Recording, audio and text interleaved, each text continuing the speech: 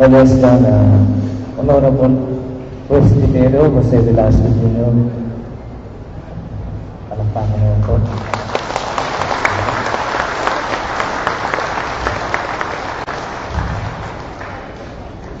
Oh.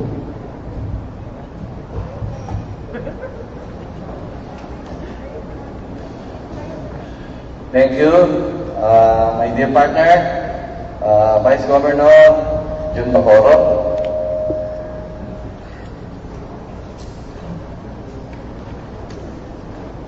To our dear representative of the Lone District of Marinduque, Congressman Lord Alan Q. Velasco, Vice Governor Romulo Jun Bacooro, Sangguniang Panlalawigan members, Majority Floor Leader Adeline Angeles, Senior Lawmakers Ted Caballes, John Fernandez, John Pilaes, Gilbert Bakiwag, Ismael Lim, Meleng Cabo, Mercy Rijano, Philippine Councilors League Chapter President Jojo Leva, Liga ng Barangay Chapter President James Lim, SKA Federation President Loren Rosales, LNP Chapter President Mayor Lorna Q. Velasco Rios, Mayors Vicky Lim of Gasan,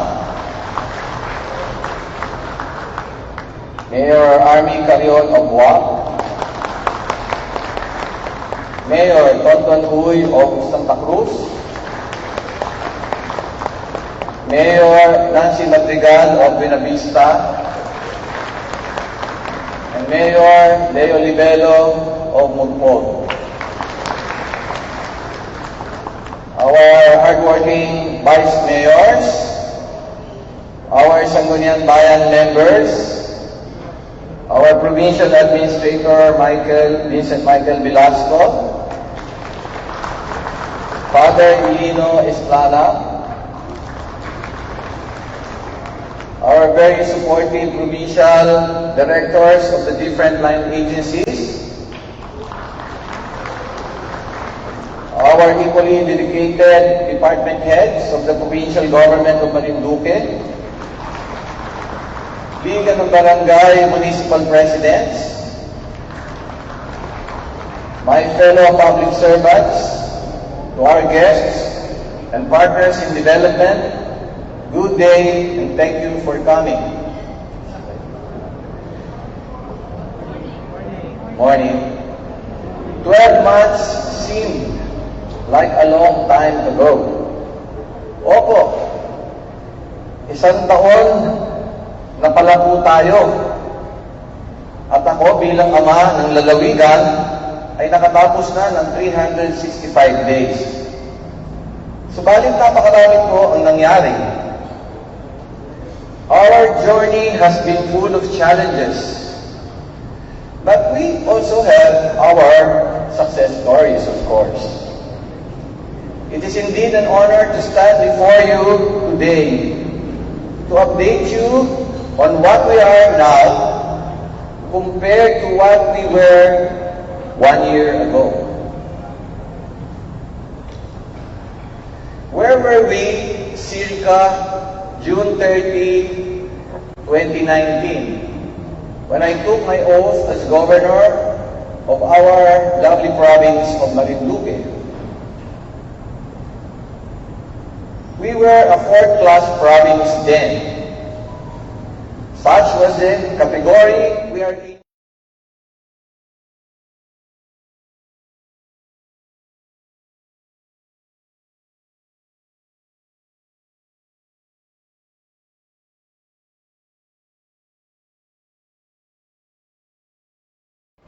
inadequate irrigation water due to lack of dams and irrigation facilities, lack of jobs, inadequate promotion and weak development of tourism, inadequate or lack of internet connectivity, weak hospital system,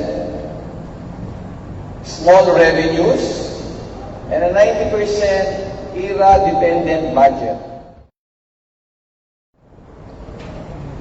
Isang taon pa lamang po tayo, mga kababayan. Minsan po naiisip ko, bakit napakarami namang kailangan gawin? Mula alas 7 ng umaga hanggang gabi, ay nasa Kapitolyo po tayo. Kung pwede nga lang po, ay doon na lang tayo matulog. Kaya lang po, baka magalit si Mayor Lorna Velasco. Dami po kasing mga meeting sa ating provincial government. Ang dami rin po kasing problema. Ang dami pong mga dokumentong binabasa at hinahatulan kung ano ang gagawin. Talaga pong nakakapagod kung iisipin nyo ang ating ginagawa. Subalit, alam po natin, ang inyong gobernador, kasama po ng vice governor, kasama po ang ating Sangguniang Lalawigan members, mga department heads, other officials and members of the provincial government of Marinduque, na nangingibabaw po ang ating pagnanais na makapaglingkod at mayangat ang kalidad ng pamumuhay sa ating lalawigan. When I assumed my post as Governor of Marinduque, we have laid down plans on how we can claim our quest, the golden era of Marinduque. Yes, we are far from the finish line, but we have started working our way there.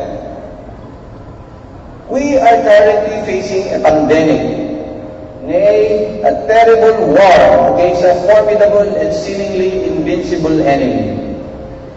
Even with this crisis, coupled with tremendous challenges,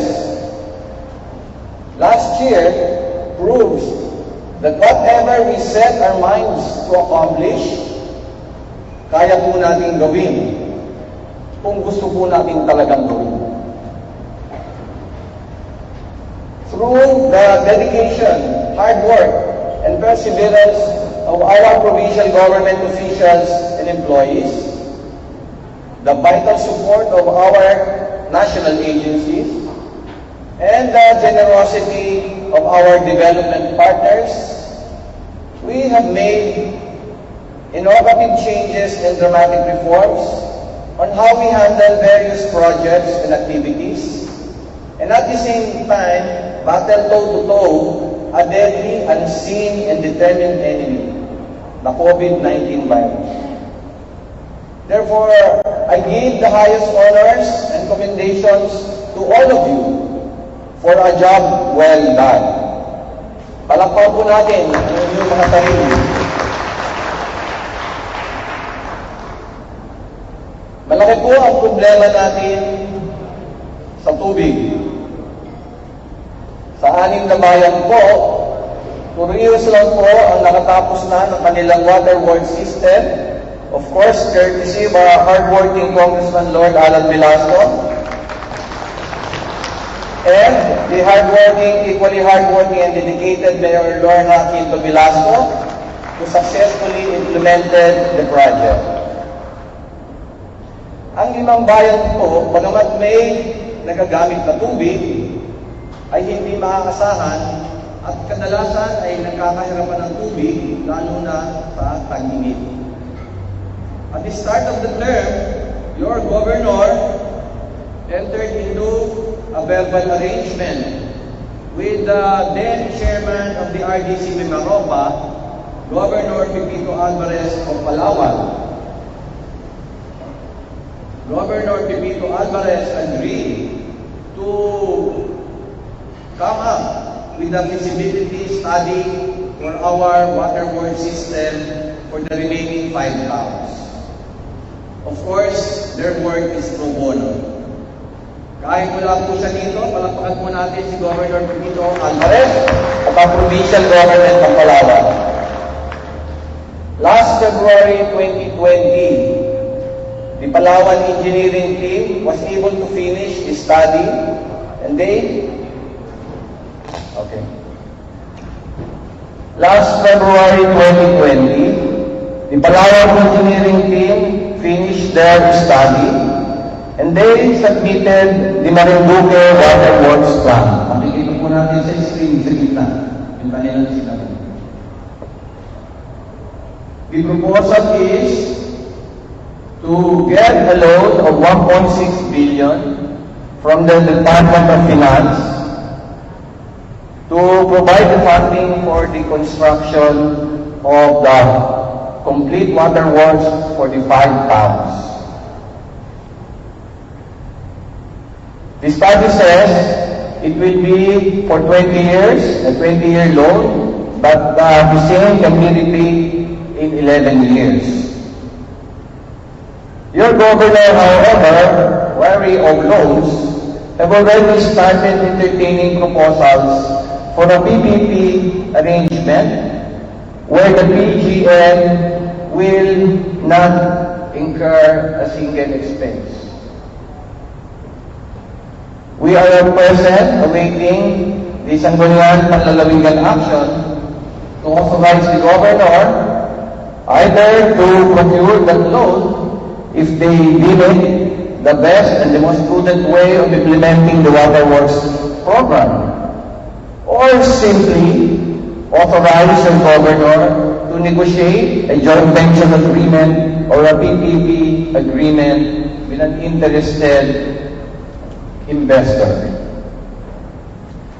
We all know that it is the commitment of this provincial government to provide adequate, reliable, and clean water to our kababayans and also to our potential foreign and local investors. We are witness to fluctuating and inadequate energy supply in the province. This has been the bane of investment in the province. Of course, we cannot continue to suffer in the darkness.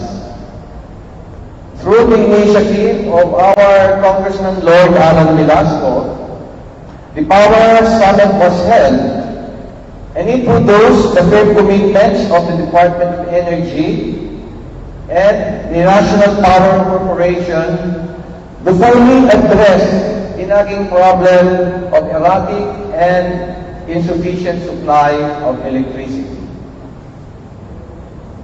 Napupon during that summit and subsequent meetings pledged to already endorse the 69 kV facility to Mamerto, provide the 4 megawatt genset in this third quarter of 2020 to replace the old, worn-out, and inefficient powered barge. Provide a 5 megawatt genset in the late 2020 or early 2021 to add more energy capacity. They likewise committed a spinning reserve of 1 megawatt, immediately repair the MAN genset made in China, and immediately revise the projection coordinates of the numerous equipment to prevent simultaneous tripping.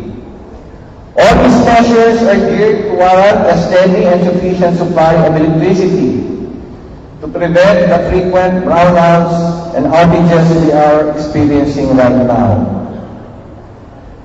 On the other hand, the provincial government of Marinduque pledged full support to Mamerto in the clearing of obstacles and interferences on the transmission lines, pursuant to the Anti-Obstruction of Power Lines Act, RA 11361, authored by no less than your Congressman Lord Alan Velasco. Palakpakan po natin. Palagay ko may The good congressman committed to work on the eventual installation of submarine cables from Marinduque to Catanawan in Quezon Province to connect our province to the Luzon grid, which will result to cheaper and reliable power. This is the long-term goal. In the meantime, the bidding for a new power provider will have to be put on hold until the issue of the grant of subsidy to Marinduque is resolved. Because as you know, under the EPIRA law, if the PACOR will no longer provide the energy to us, then the subsidy will be removed. We will always fight against the recall of the subsidy that will result to more financial burdens to our kababayans. Nandiyan naman po si Congressman Lord Alan, who is of course the chairman of the Committee on Energy, and I'm sure despite the legal provisions in the EPIRA law that should not provide the share in the universal charge on missionary electrification, kaya po siguro ni Congressman Lord na mapanatili ang subsidy. Palakpakan po natin ulit, Congressman Lord. Punta po tayo sa acute lack of irrigation water. At present, the feasibility study of the Bantingan Irrigation Dam is a work in progress. Panay po ang tanong sa atin ni General Bisaya at nangangako naman po na tatapusin na yung feasibility study. Ini-expect po namin that the first phase of the irrigation system with a project cost of 170 million will be implemented in early 2021. The overall project cost of the Bantingan Irrigation Project is 403 million pesos. We really have to construct more dams and other water impounding facilities to uplift the lives of our farmers and producers. It is a truism that without water, there can never be progress. Lack of jobs and means of livelihood. Dahil wala po tayo mga industries and manufacturing establishments, ay mahirap ang trabaho. Marami na po sa ating mga kababayan ay pupunta sa ibang lugar, sa Metro Manila, sa ibang lalawigan. At yung iba po naman ay nagpapakasakali sa ibang bansa. Mahina rin po ang kita ng ating mga farmers at fisher folks, mga fishermen. Sa pamamagitan po ng peso, nagkaroon po ang ating mga kababayan na may bilang na 6,181 na bagong trabaho. Nakakuha rin po ang PGM ng 14 million sa DOLE para sa DOLE tupat na trabaho.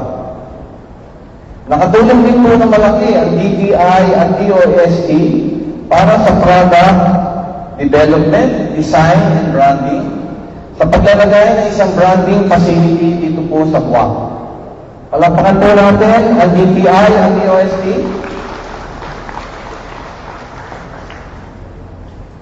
Magandang balita po ito. Magtatayo po tayo ng 200 million na AAA slaughterhouse para sa export ng ating mga kambing. Pasalamat po tayo sa PRDP at National Meat Inspection Service na nagbigay ng naturang proyekto at pondo. This is a first-class, fully mechanized slaughterhouse in Mimaropa, which will house facilities for the slaughter of swine and goats. Yayaman po ang pagpapalaki ng mga baboy at kambing at sigurado po makakataas ang kita ng ating mga kababayan. Marinduque is a home to the abundant species of fish and seafoods. Matatapos ako ang 6 na fish landing facilities sa 6 na bayan. Malapit na rin po mabili ang ating pagka na may LED light na innovative approach po ito na gagamitin pang-attract ng mga isda para po kapag makahuli ang ating mga mangingisda. Ang mga huli po ay dapat ibaba sa fish landing facilities. Dahil po nandun ang mga freezers para po makapanatili ang sariwa ng isda, kasariwaan ng isda. Inaayos na rin po natin ang sistema para matulungan ang mga huli, ang mga fishermen na makaganda at presyo sa kanila at yung pag-transport po ng huli ay maitulungan din po ng provincial government at madala ng maayos sa mga nagbibenta sa mga palengke at masisiguro po natin ang supply ng mga isda at seafoods sa 6 na bayan. At makakasiguro din po tayo na reasonable ang presyo na pagbibenta. The province has 3 million coconut trees, but 2 million trees are old and not productive. There will be a massive replanting of a high-yielding variety of coconut tree to replace the old trees. The Philippine Coconut Authority agreed to put up a nursery in each of the 6 towns. One will be in Torrijos and the other one will be in Mugpog. PCA likewise approved the establishment of an oil mill para po yung mga naglulukad sa atin ay umanda ang presyo. Magkakaroon din po, yun ang pangako, ng isang facility para sa BCO. At gagawin po natin yung MCP or medium chain triglycerides na product. Ang inyong gobernador ay naniniwala na malaki po ang future nitong BCO or virgin coconut oil dahil ito po sa tingin ko ang panlaban sa COVID-19. Yan po ang iniinom ng ating gobernador. Kaya po hanggang ngayon, salamat sa Diyos, hindi pa rin po tinatablan. Your governor is also in the negotiations for a possible PPP agreement with a foreign company to set up a coconut food chain industry project which aims to produce electricity from coconut shell waste and develop other carbon products and byproducts. It also has a food processing system which will produce coconut juice and also the BCO. This is the reason why we need a PPP code immediately. The administration aims to fully support our farmers and fishermen. Agriculture for now is the main driving force of our economy. And we think that it's time to give back to the much needed assistance to those who are feeding our economy and our kababayan. Ang ating provincial government sa pamumuno ng provincial agriculturist ay nagpatupad ng maraming proyektong agrikultura na mga sumusunod. Crop Development Program, kung saan nag-produce po tayo ng 6,626 metric tons of corn. Seeds Distribution, kung saan nakapagbiling po tayo ng 791 packs of seeds sa farmer beneficiaries. High Value Commercial Crops Production, namigay po tayo ng packs of assorted seeds to 4,033 households in 175 barangays. Gulayan sa paaralan, where 450 packs were distributed to 43 school campuses. And then, we find the increased production of high-value vegetables in Sibuyaw Demo Farm. They also implemented organic agriculture and organic fertilizer production. Likewise, they implemented the Nursery Development Program and the Fishery Development Program. Being an island province, alam po natin kung gaano kahirap magbiyahe ng mga ating produkto. Kailangan po isipin ang cost of travel sa presyo ng ating mga produkto. Kung kaya po ating naisip kung anong klaseng tulong ang maaaring maibigay sa ating mga babayan. We had planned on putting a warehouse in each of the 6 municipalities. Unfortunately, medyo mahirap pong makahanap ng mga lote ng provincial government. So, ang strategy po natin ngayon ay mag-expropriate na po ng lupa. Siyempre po, kakausapin muna yung may-ari at mag-usap kung ano magandang presyo.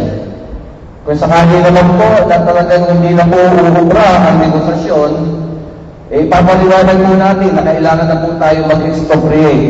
At late na po itong pag-establish ng ating warehouse. Nasabi ko po kanina, yung warehouse ay may mapagtayuan na po sa Torrijos at meron na rin po sa Mugpo. Importante po ang warehouse dahil dito po natin iipunin ang mga produkto ng ating mga farmers at saka producers. And as I explained a while ago, we have to provide the post-harvest support, facilities, and transport to our farmers and producers. Ang magiging breakthrough po ay ang pagtatayo ng Marinduque Export Zone o tinatawag po nating MAREX. May panukala na po sa Congress ang ating Congressman Lord Alan Velasco, na magtatayo po ng export zone. Yung principal zone ay dyan po sa Santa Cruz. Actually po, ang Marinduque Export Zone ay ang buong probinsya. Kaya wag po tayo mangimulo sa Santa Cruz dahil magtatayo rin po tayo ng mga expansion zones sa iba't ibang bayan. Kaakibat po dito ay ang pagtatayo ng international port sa Balongo. Dahil doon po makakapagpasok ng mga cruise ships at malalaking cargo ships. Importante po itong international port at makikita niyo po sa mapa na delineate na po yung area at tinatrabaho na po ni Atty. Robert Fernandez sa DNR na mapunta na po sa atin ang ownership ng lobby po, mga 20 to 30 hectares po yan. Pagdating po ng panahon, gusto po natin makita na ang ating Marinduque po ay magiging isang mini Hong Kong din. Yan po ang ating tinitingalang goal. To complement the MAREX and the Balongo International Port is the Mega Bridge, composed of 4 segments that will connect Marinduque to the province of Quezon. Nagpalagay na po ng Governor ng 350 million sa RDC ni Maropa para po sa feasibility study ng naturang Mega Bridge.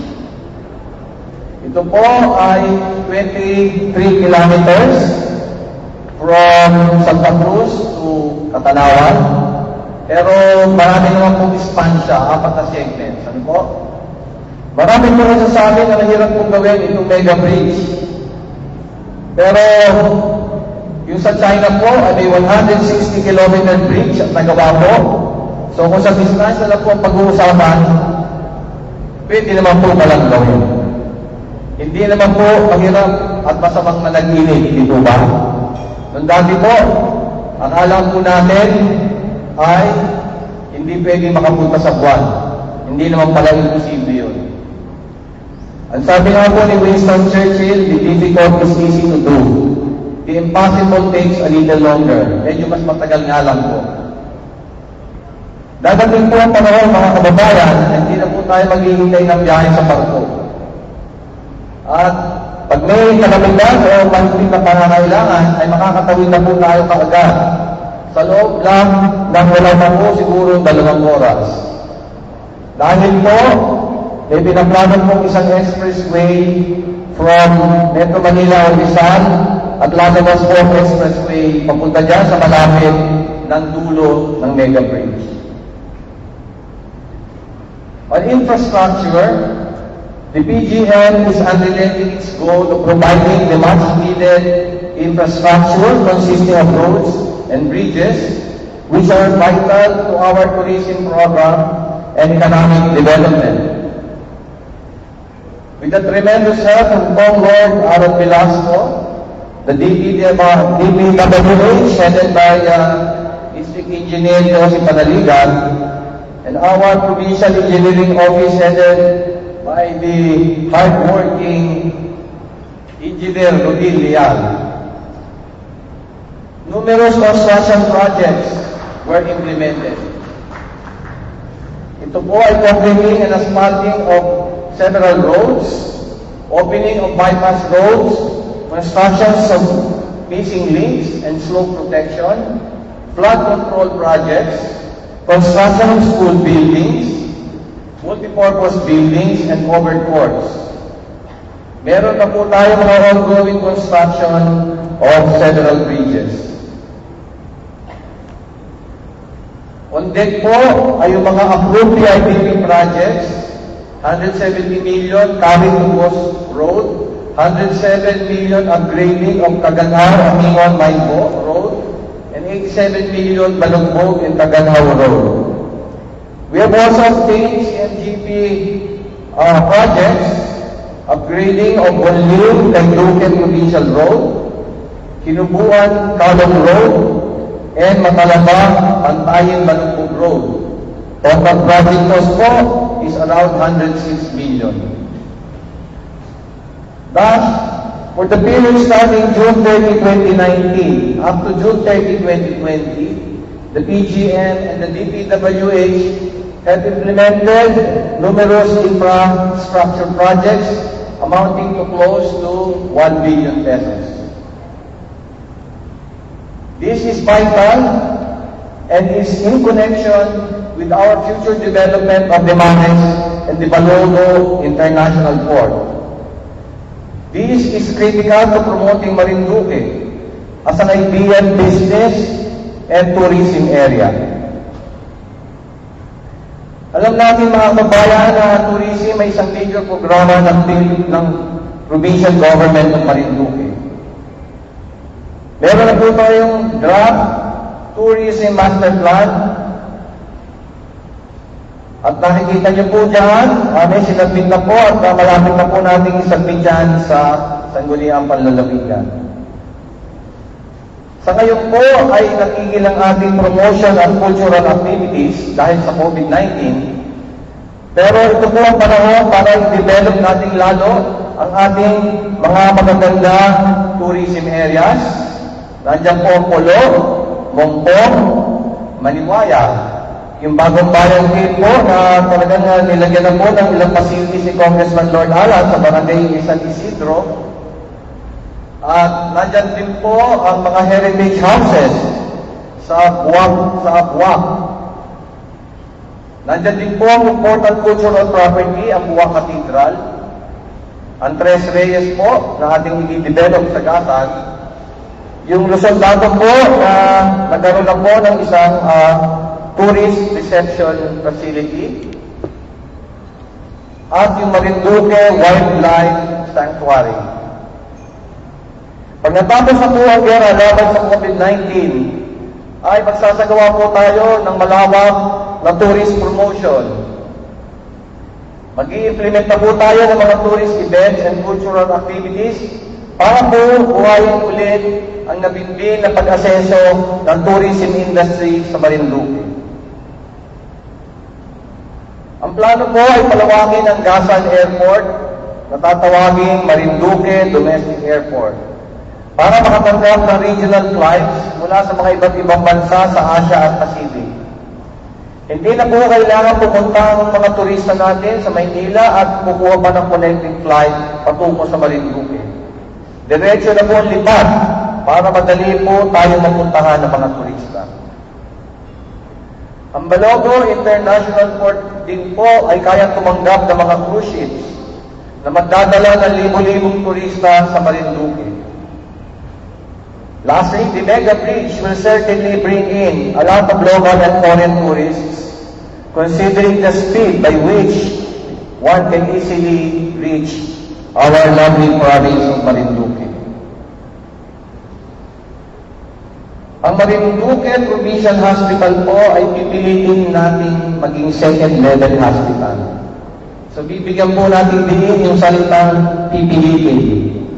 Dahil po sa ngayon, kahit yung level 1 status na po, ay talaga pong pinaghihirapan na po natin ma-maintain. Pero sabi ko nga po, hindi naman po masamang managinit kung pagtatrabahuin at gagawin talagang layunin ang naturang panaginip. Pinag-aaralan na po ang pagsama sa Santa Cruz General Hospital o merger ng Santa Cruz General Hospital at Torrijos Municipal Hospital para magkaroon po tayo ng Level 1 Hospital sa District 2. Alam niyo naman po ngayon na pareho silang infirmary at wala rin naman pong masyado magandang medical services na ibibigay sa ating mga kababayan sa District 2. Pagkaupo po ng inyong governor, ay pumasok po tayo sa isang concession agreement sa isang concessionaire na nag-provide na po ng mga equipment sa ating ospital. Pinasok po natin ang concession agreement dahil po napakamahal ng mga medical equipment sa ngayon. Lalo po brand new ang hinihingi. At hirap na rin po tayo mag-maintain at mag-operate ng naturang mga equipment. Sa ngayon po ay meron na pong na-supply na digital x-ray, CT scan, at laboratory equipment. Kaya lang po ay nagkakaroon ng konting problema dahil nabitbit po daw yung pagdating ng mga GE technicians at nang dumating naman po sila ngayon ay nagkaroon naman problema yung ating fluctuating na electric current. Anyway, pinakabaho po nila and hopefully magiging operational na po kaagad itong tatlong equipment na ito. Yung ibang pinangako po nila na ECG, 2D echo machine at 8 dialysis machines ay darating din po. Yung pong dialysis machines ay hinihintay po ang pag-convert ng isang portion ng dating hospital natin para sa dialysis center. Pumasok din po tayo sa consignment agreement sa isang winning bidder para hindi na po bibili ng gamot o karamihan ng gamot na pangangailangan ng PGM. Yung halaga po ng gamot na bibili ng concessionaire ay ipapasa naman po sa PhilHealth. Kaya po wala tayong binabayaran dyan sa mga gamot na dinadala ng concessionaire. Of course, meron na po tayong issue na marami po nagsasabi na medyo mataas daw po ang gamot natin sa ating Municipal Provincial Hospital. At ito po ay pinag-aaralan na po at pinungkahin po natin sa Sangguniang Panlalawigan na tignan po natin kung pwede po matanggal yung 40% na tax na pinapatong natin automatically sa mga gamot na binibenta natin sa provincial hospital po natin. At nasa pinag-aaralan na po ng Sangguniang Bayan, ng Sangguniang Panlalawigan, rather, kung tatanggalin na po yung 40% o mag-a-adjust po ng anong porsyento na ipapatong sa ating mga gamot. Maglalagay din po tayo ng telemedicine para po masolusyonan ang kawalan ng mga medical specialist sa ating mga hospital. Halos isang taon na po kami naghahanap ng mga doktor. Kasama na po dyan yung kailangan po natin mga surgeons. Hanggang ngayon po, kahit na po maganda at attractive na yung aming in-offer na compensation package and other privileges, ay wala pa rin po tayo mga medical specialist na kailangan. Anyway, pinag-aaralan po ng DOH at ng PGM at ng mga tatlong hospital kung paano ang magagandang mga bagong strategy para po tayo makakuha ng medical specialists. Pwede naman po kasi magkakaroon ng parang makamuha yung isang ospital sa isang ospital at magsasama-sama sa paggamit ng mga doktor. Yan po isang tinitingnan.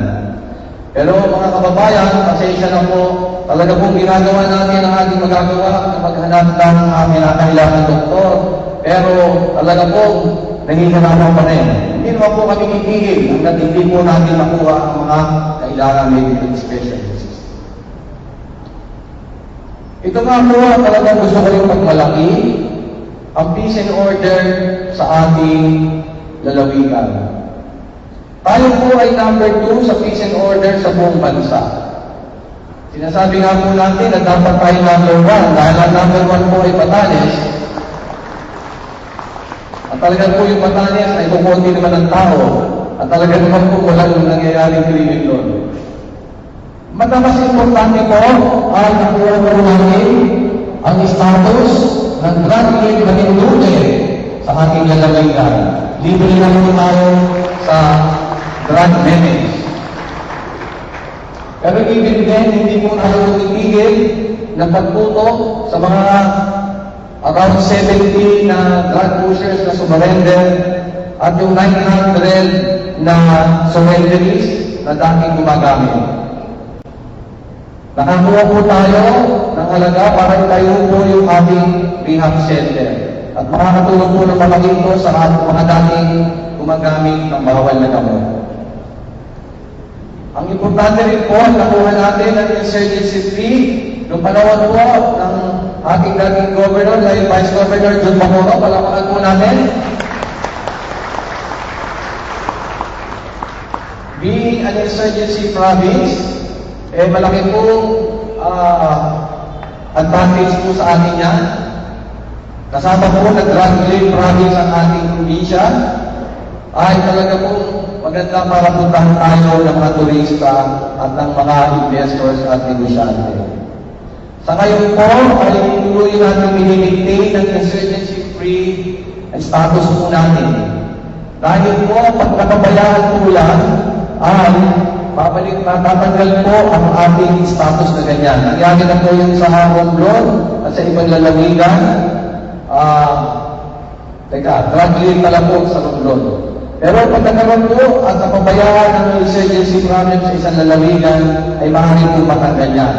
Kaya po nagpapasalamat po kami sa ating kapulisan, sa ilalim po ng dating ating provincial director, Cristiano Landicho, na nalipat po sa isang mataas na pwesto sa Maynila. Para po natin ang PNP at si Police Director, Provincial Director Chris Landicho. And of course, we welcome the replacement of PD Landicho with an equally competent and hardworking Provincial Director, si Colonel Santos po. Palapakan po natin, nandiyan po siya. Kauukulan po ni Colonel Santos, nakahuli na po siya sa isang bypass operation ng isang nagbibenta ng droga dito. At pinaliwanag naman niya po na hindi makaka-apekto itong pagkahuli itong isang nagbibenta ng droga. So nakikita niyo po, patuloy po ang ating vigilance, ang constant surveillance, at pag-monitor itong ating mga criminal evidence. So palapakan po natin si Colonel Santos. Bago lang po, pero may tutuko, may achievement pa po.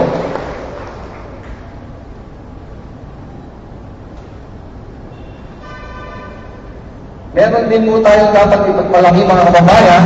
Marami na pong lalawigan ang apektado ng ASF. Pero ang province ng Marinduque rin po ay ASF-free. So palakpakan po natin si Dr. Victoria, sa po ng kanyang mga kasamahan sa Provincial Veterinary Office, at kasama din po ang ating mga kapulisan din. Ano po? So napakaganda po, tatlo, insurgency-free, drug-free province, at the same time, ASF-free. At nakikita ko po sa galing ng ating galaw laban sa deadly virus, magiging COVID-19 free na rin po tayo finally.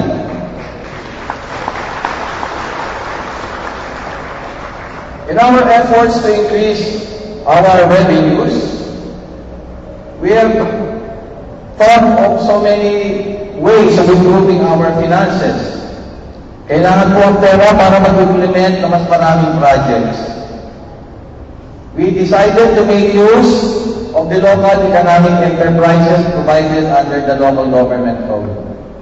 In particular, I cite the Sand and Gravel Economic Enterprise that was newly created in order to gain more revenues for the provincial government. I commend the author of the Ordinance number 149 series of 2019 creating the SAGI or the Sand and Gravel Economic Enterprise. Palakpakan po natin, mukhang Lailin. At sa pupo na sa kanyang panlalawigan, sa pangunguna po ni Vice Governor Jun Bacooro, ang pag-approve po sa kanyang Panlalagigan Resolution 32-2019, granting power to the governor to temporarily take over the aggregates operations, and which was fully supported by the executive order issued by the governor number 15-2019. Per report of Provincial Treasurer Grata Plata, the provincial government collected 1,155,473 pesos as taxes for the period from August 20 to December 31, 2019, and the income of 4,925,000 from the sale of aggregates for the same period. Despite the lack of business operations, particularly construction business, from the middle of March to June 2020, the provincial government of Marinduque still managed to collect 803,781 pesos as taxes from January 1 to June 30, 2020, and earned a revenue of 7,766,700. Palakpakan po natin ang ating napapatupad ng SAGI o Sand and Gravel operations. These facts demonstrate the prudence of the takeover by the PGM of the sand and gravel operations as authorized by our Sangguniang Panlalawigan to generate the much-needed revenues to the cash-starved province. Let me assure you that there will be other local economic enterprises to be organized so that we can acquire more revenues for our province. Regarding the claim against Marcopper, Bari, Kaserdov, and other subsidiaries, your governor has decided to file a damage suit before the Regional Trial Court of Marinduque. We of course have had ample consultations with our interested sectors, the civil societies, and the NGOs of this matter. And I have asked the Sangguniang Panlalawigan to approve the filing of the suit in the Philippines instead of a Canadian court, as I believe that the advantages far outweigh the perceived disadvantages. In addition po, the PGM has sent a letter to Marcopper of the intent of the PGM to acquire the Marcopper lots, either by donation if they agree to it, or by purchase.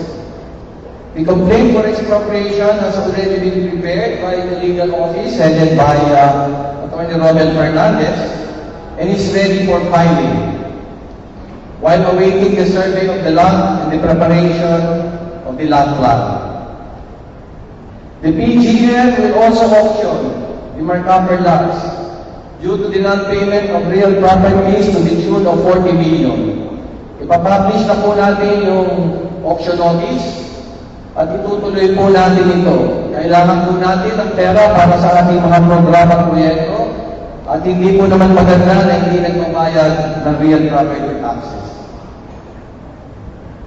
Doon po sa Ring of Kalikasan case na tinayan ng ating kababayan Luisa Hernandez at Roberto Lanete, tinututukan po natin ito sa Court of Appeals at sa tingin ko po, mga ilang buwan na lang, makakakuha na po tayo ng mga bili para po mabilisan na po bigyan ng remediation measures and solutions.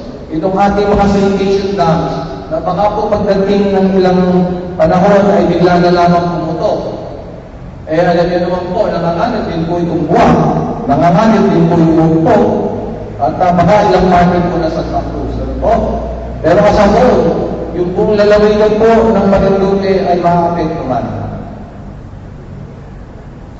Ang panghuli po ay nagkaroon din po tayo ng takeover ng expropriation case na final ng Santa Cruz government at hinahandle na po ito ni Atty. Romel Fernandez. Ito po ay patungkol sa pag-acquire ng road land doon sa loob ng Marcopper area para mabiyayaan na po ng isang magandang daanan or access road ang ating mga barangay o mga kababayan na natira doon sa loob. Pinapangako ko ng gobernador at ng buong provincial government of Marinduque na hindi po tayo titigil hanggang hindi po natin makamit ang katarungan mula sa mga kumpanya at mga tao na sumira sa ating environment. Our centennial celebration, mga kabayan, ay ino-consider ko po isang notable achievement na ipakita po natin sa ating mga kaibigan at sa buong bansa na marami po tayong achievements.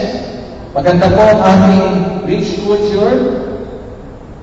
Marami po tayo may pagmamalaking mga practices, mga events. Ang ating magagandang tourism areas ay naipakita po natin. Nabigyan din po natin ng recognition ang mga Marinduqueños na nagbigay ng tulong, mahalagang tulong sa pag-unlad ng Marinduque.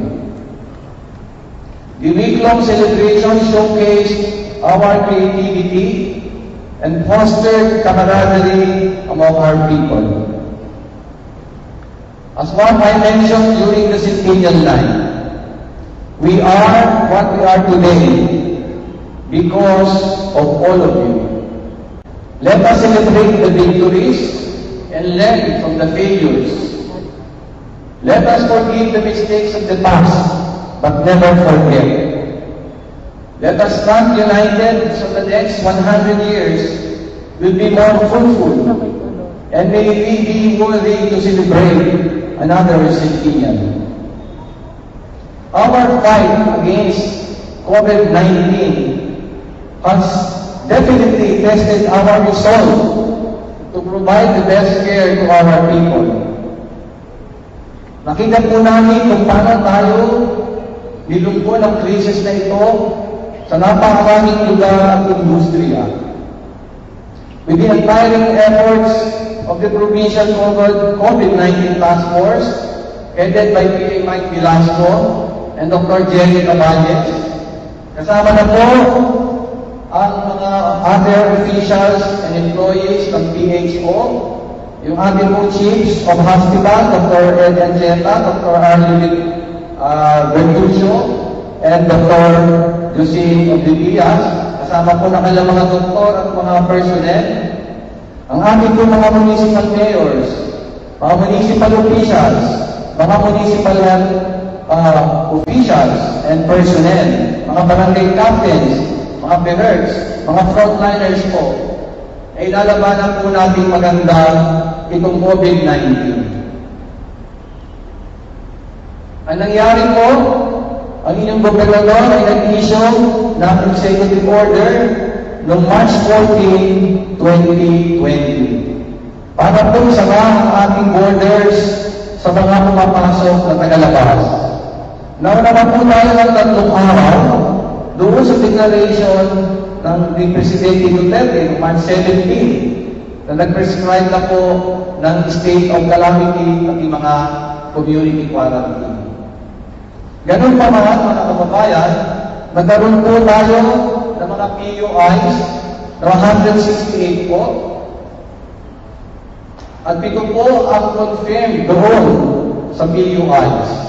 Anin po nakarecover. Nakarecover na po natin, salamat sa ating mga doktor, lalo po kay Dr. Robert Anjeta ng MPH.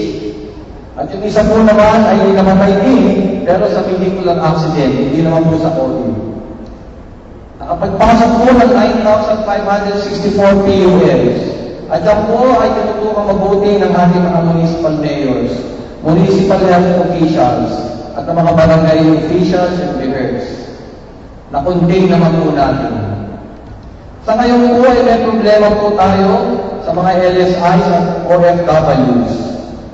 Hindi pa po tapos talaga itong laban na ito.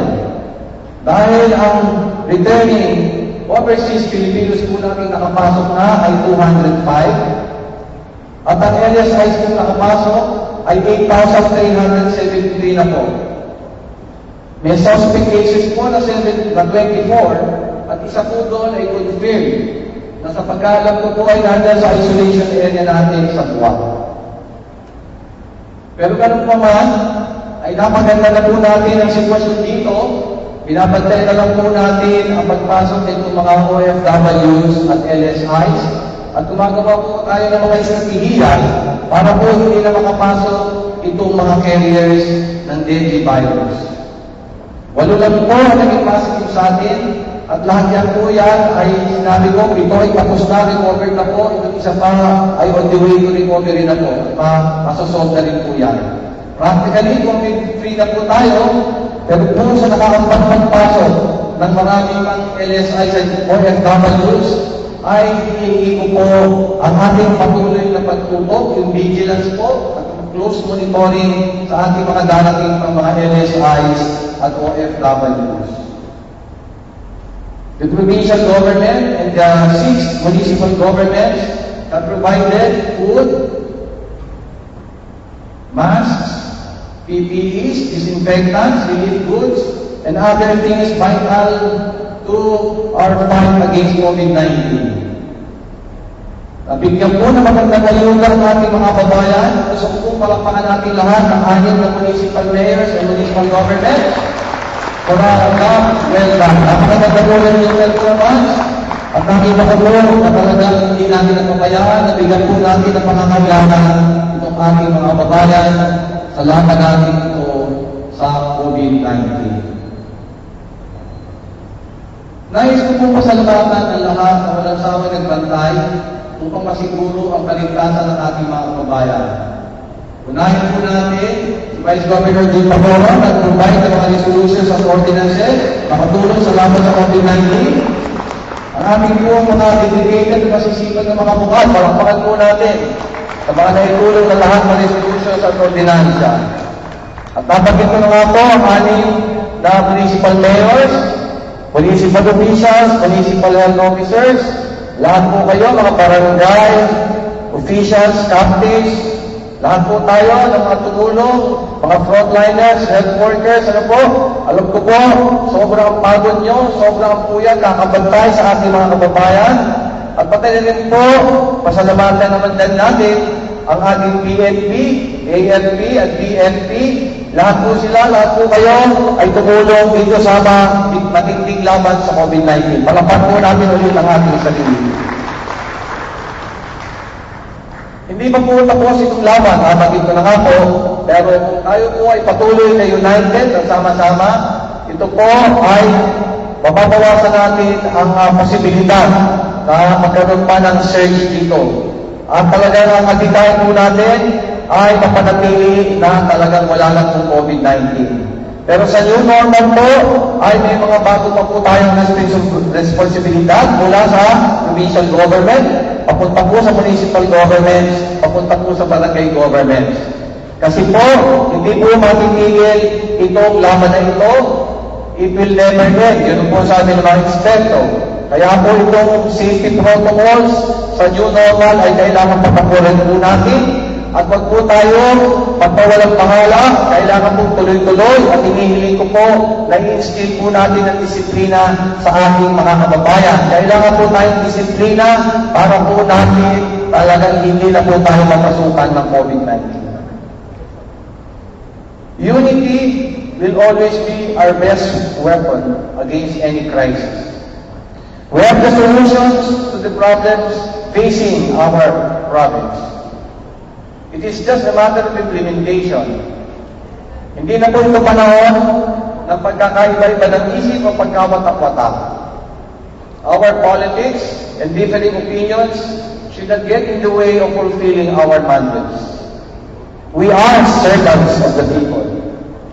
This is the time that we prove our worth as public servants. Let us stand united in our fight for a healthy and progressive Marinduque. Sapagat sa ating pagkakaisa, we heal as one.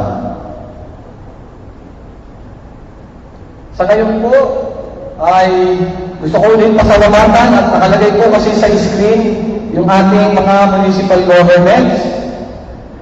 Talaga po malaki ang ating tulong. Nandiyan po ang umpisa. ang municipal government po ng slide. Yun po, yung laban po natin sa pandemic ay yan po ang sa Torrijos. Palakpan po natin si Mayor Lola Quinto Velasco, si Vice Mayor Ricky de Galicia, sampu na Sangguniang Bayan ng Torrijos, at lahat ng opisyalis at personnel ng Torrijos. Salamat po, palakpan po natin ulit. Ang susunod po ay ang municipal government ng Buwan. Palakpan po natin ang malakas, Mayor Arlie Carrion, Vice Mayor Tani Paglinawan, sampu po na Sangguniang Bayan members, mga ibang officials ng Buwan government, personnel, and the barangay officials. Ang susunod po ay sa Binavista, palakpakan po natin Mayor Nancy Madrigal, kasama po ni Vice Mayor Hani Lucena, sampu po ng kanilang Sangguniang Bayan, mga municipal officials. Salamat po sa malaking tulong. Ang susunod po ay ang bayan ng Mogpog. Palakpakan po natin Mayor Leo Rivero, Vice Mayor Jonathan Garcia, mga Sangguniang Bayan members, barangay officials, maraming salamat po. Ang susunod po ay Bayan ng Gasan, Mayor Bigli, palakpakan po natin, Vice Mayor Yodel Sosa, mga Sangguniang Bayan members, municipal health officers, at barangay officials. Sa Santa Cruz po, palakpakan po natin ang Mayor Tonton Uy. Kasama po ang Vice Mayor Geraldine Morales, sampu po ng kanyang Sangguniang Bayan members, ang kanyang municipal health officers, barangay officials, maraming salamat po. Siyempre po, dapat lamang napalakpakan po natin ang mga municipal health officer na talaga naman po sobra po ang hirap dito sa laban ng COVID-19. Umpisahan ko po dito po sa Buwan, si Dr. Rosilito Awad. Ngayon po tayo, palakpakan po natin si Dr. Rosilito Awad, kasama po ng kanyang mga tauhan. Sa Binavista po, si Dr. Eleanor May Grande, palakpakan po natin, kasama ng mga personnel ng MHO. Sa Torrijos po, Dr. Chris Mangunay, kasama po ng mga doktor niya at mga personnel daan sa Rural Health Clinic.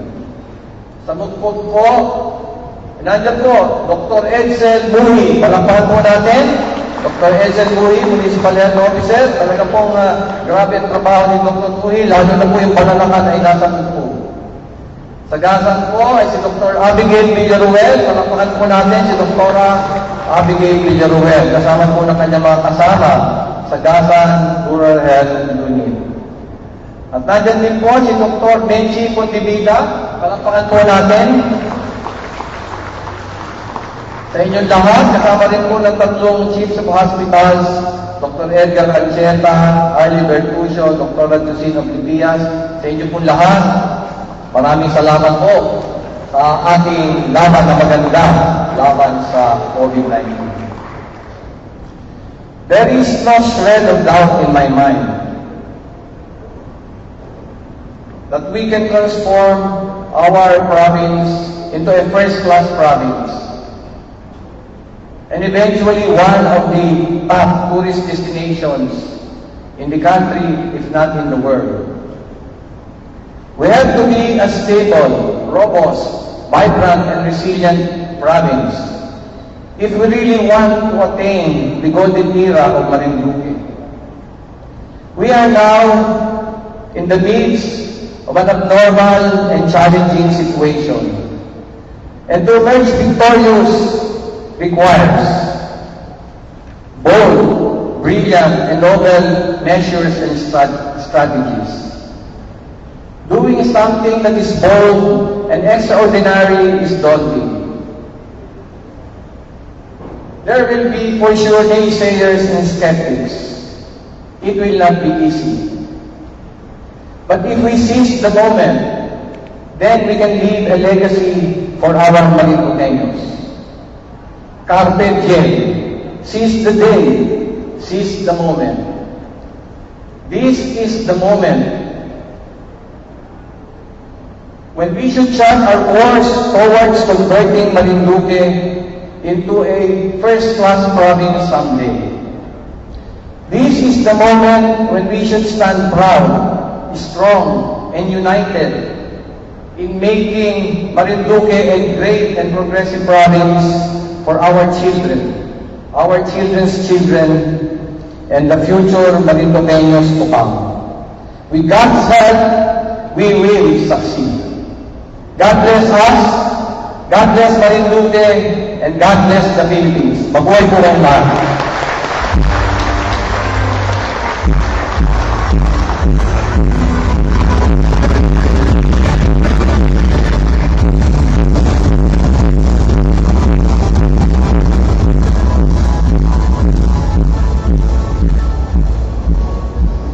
Mr. Presiding Officer, I move for the adoption of a resolution adopting the State of the Province report rendered by the Honorable Governor Isidro Velasco Jr. I so move, Mr. Presiding Officer. There is a motion, who is seconded. Is there any objection? Being none, the chair is none. The state of the province report of our beloved and energetic Governor Presbitero Jose Velasco Jr. is now adopted and approved.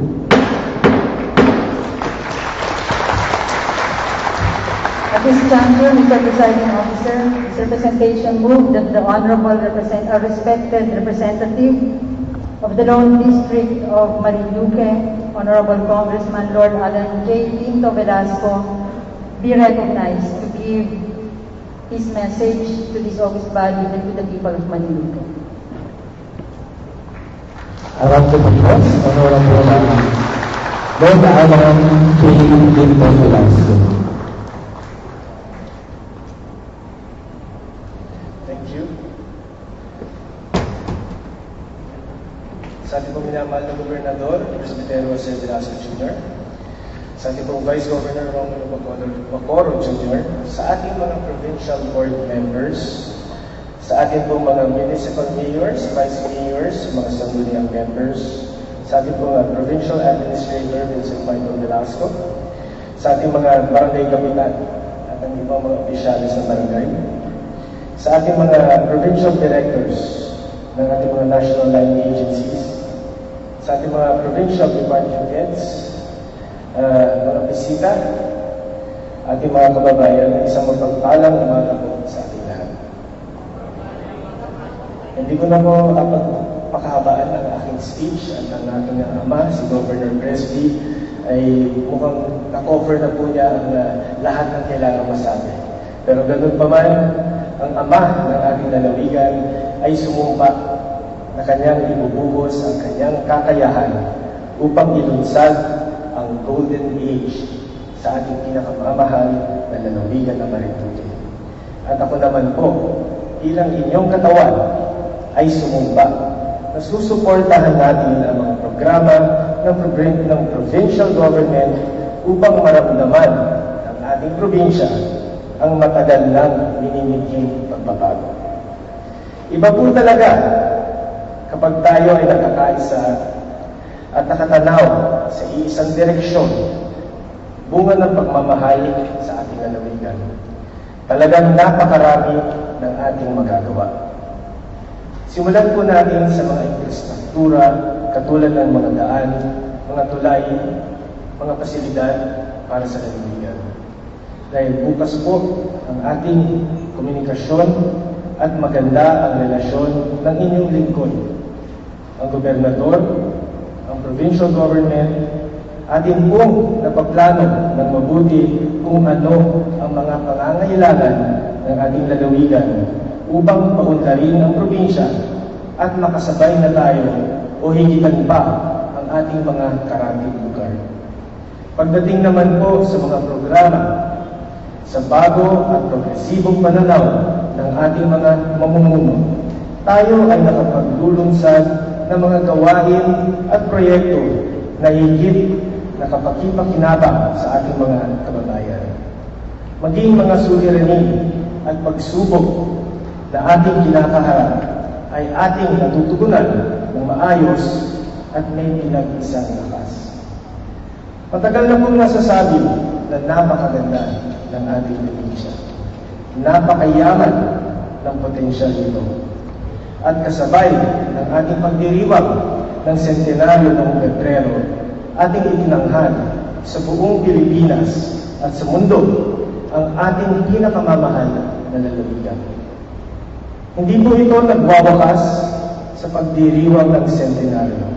Pagkus, sinisimulan na ng provincial government sa pangunguna ni Governor Presley Velasco ang ating Tourism Development Plan, isang sistematikong pagpoprograma ng mga atraksyon sa lalawigan na magpapasigla sa industriya at kabuhayan ng ating mga mamamayan. Habang ating pinagpapahalagahan ang ating kapaligiran at kultura. Pero bago natin maabot ang inaasahan, napakaraming mga pagsubok na haharapin.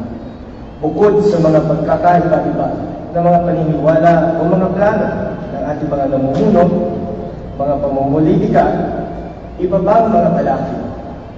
At ngayon, eto na nga po, at dumating ang isang pandemya na COVID-19 virus na nagpaluhod hindi lang sa buong bansa, kundi sa buong mundo. Gayunpaman, mapalad ang lalawigan sa naging pagtugon ng ating pamahalaan sa COVID-19. Kaya gusto ko kunin itong pagkakataon na pasalamatan ang ating provincial government sa pangunguna po ni Governor Presley Velasco, kasama po si Vice Governor Bacolod, ang ating mga sangguniang panlalawigan members, ang ating mga municipal mayors, vice mayors, ang ating mga sangguniang bayan members, at syempre po, lalong-lalo na ang ating mga frontliners. Ang ating mga doktor, ang mga nurses, ang ating mga hospital staff, ang PNP sa pamumuno po ng ating bagong PD Wilson Santos VI, ang ating BFP, ang AFP, ang ating pong mga national line agencies ng mga department heads, ang ating mga provincial directors, malaki po ang tinulong nyo. At last but not the least, sa ating mga kababayan. Maraming salamat sa inyo at sinusunod po ninyo ang mga patakaran ng ating mga opisyales sa gobyerno at sa mga sakripisyo na inyong ginagawa. Saludo po ako sa inyo lahat. Dahil sa ating pagkakaisa, na protektahan natin ang ating probinsya at mga mamamayan at patuloy na proprotektahan. Nakapagpapaabot tayo ng ayuda sa mga barangay at sa iba't ibang mga sektor. Sa panahon ng pandemya, ang ating lalawigan ay ating naging kanlungan. Ligtas at may pagkalinga sa mga mamamayan. May pagmamalaki natin ang Marinduque. Hindi po natin makakamit lahat ng ating pangarap para sa ating lalawigan sa loob lamang ng isang taon, ngunit ito'y atin nang nasimulan. Samahan lang po ninyo kami, ating pagtulungan, at ako'y nagtitiwala na ating makakamit ang pinakamamahal nating mga pangarap sa pamamagitan ng pagkakaisa at sa tulong ng malakas na pamunuang may puso para sa lalawigan. Again, congratulations to Governor Presley and to all our provincial and municipal officers, heads, officials, and employees for a job well done. As what has been laid out by the Governor, there are still a lot to do. Let us not rest on our laurels, but let us continue and work harder for a better and brighter Marinduque. Muli, magandang umaga po sa inyong lahat. Mabuhay tayo at God bless. Thank you.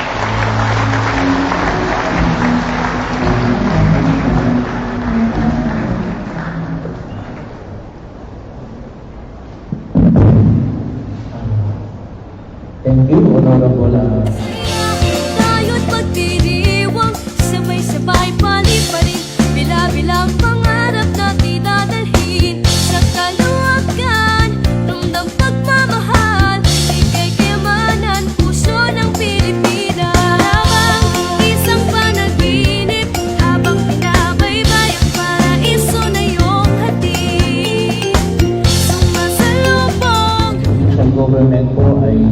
nagpapasalamat on behalf of the Sangguniang Panlalawigan sa ating mga bisita na sana po ay hindi po nagtatapos ang pagtitipon ito tulad ng nabanggit ng ating Lieutenant Governor Respetero Velasco Jr. We are all partners in good governance, which state it is a fruit of righteous leadership based on the capacity of the leader on in accordance to what is moral and what is legal. So, sa mga po lahat, na lahat po ang ating katulong sa mga maraming po salamat, isang magandang pagkain at magandang pagkain.